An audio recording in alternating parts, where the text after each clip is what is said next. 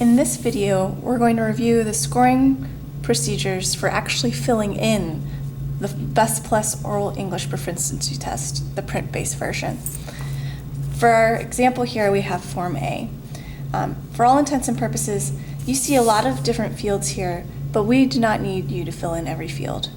We need the student's name, last and first, the date, your name, last and first, and then the location of the classroom. So, for example here, we have the student's last name and first, the date the test was given, the tester's last name and first, the class location.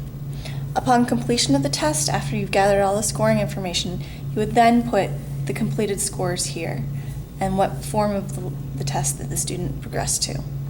Do not worry about any of the other sections. Only the student's name, your name, the class location, the date, and then finally the scoring information need to be filled out. You'll notice that was in pencil. Here in pen, you can see where the office then processed the remaining information to understand the test as a placement tool. All right, so let's look inside the booklet.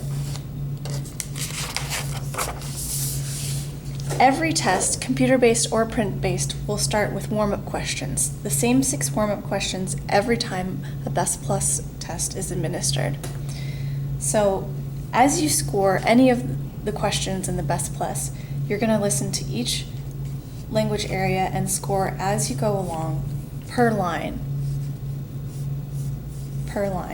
And then at the end of each page, you'll total.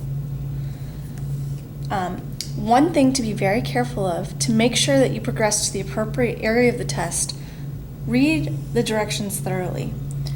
For example here, and you'll read as you administer the test, it says, if the total is 12 or less, stop the test and go to the wind down below. If the total is between 13 and 27, go to Form A1.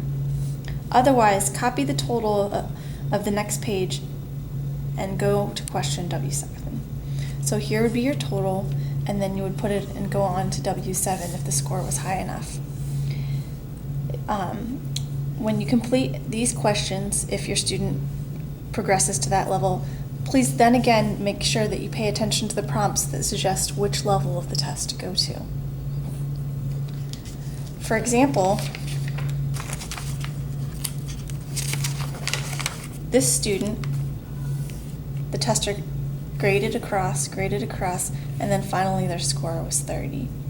Here again, they put the total at the top, continued to progress, but then note here, the score was 30. If the total is 33 or less, go to Form A1. The other options here are 13 to 40, 41 to 50, 51 or above, to send you to different sections of the test. You do not administer every question. And then you see each page has its own total.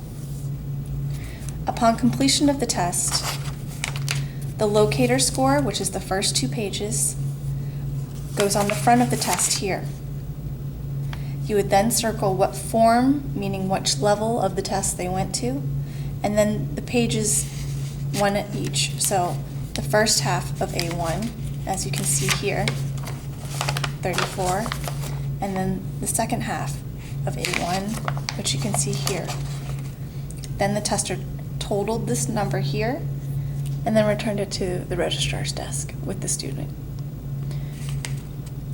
If you have any questions about the testing process, please feel free to ask Katie or Ashley at the Literacy Council office. Thank you.